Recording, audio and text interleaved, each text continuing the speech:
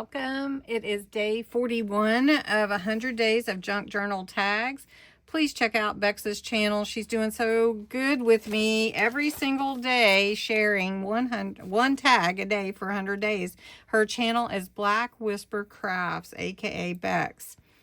Today's tag is a pull tab slider tag. I think you'll like this one. It's a little bit different. It is really fun, interactive, and you can make your slide as wide as you like to, but I'm going to only do a small one. So you need your tag base, your cardstock for your strip to pull, your craft knife, a brad or glue, or however you want to attach everything. And I am going to use a piece of black cardstock that is 4 inches by 8.5. So I'm using the whole thing. Let me show you the one that I created. It's this one, really simply made, but when you pull it up, it says, "Love you." And so it's a really fun one. And I think you could even do it with just some stickers and some paper. If you want, you can make it as detailed as you want. You can even add to your strip if you want to put "pull me" on here or something like that, but I just wanted to go simple today. So I've already got my strip and I've got "love you" on here, and I may add some color to it, but we'll see. So for my tag, I am going to go ahead and round the corners because I like that look for this one, and we'll punch the hole in a minute and you'll see why. My tag is starting out 4 inches by 8.5, and we're gonna score it at 3 inches. So then my actual tag will only be 5.5 inches. All right, you see we're gonna score here, and then we're gonna just fold that up, and we have a little pocket we're creating. Okay, then I cut some accent paper. Now I have a couple of options. This is double-sided. I think I'm going to go more with the plain and then just add some fun stickers from this kit. This is actually a Echo Park kit that I bought a long time ago. It's a Valentine's kit. I'm trying to find the front of it. So it's Echo Park, and it's called Cupid and Company is what it was called. All right.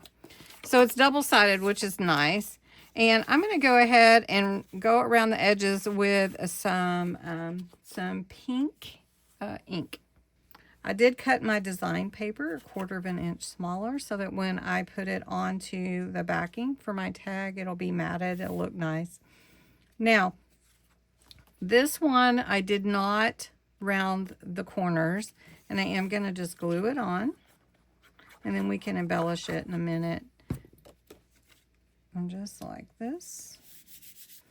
And then this one also, and it's really pretty paper, but you can tell somebody you love them anytime, right? That's right. Now I need to punch a hole in my tag, and that's why I waited to do it with both sheets in there. And I'm just going to eyeball it. So about right there, and that looks good. All right, so to do your tab, we're going to take my blade, this little box cutter type blade, and I put it onto a healing mat. So it's a little one from Dollar Tree, actually. And I'm just going to take it, and you can see I've cut a slit right here for my pull tab, and I cut it just bigger than the tab itself. So I want to show you.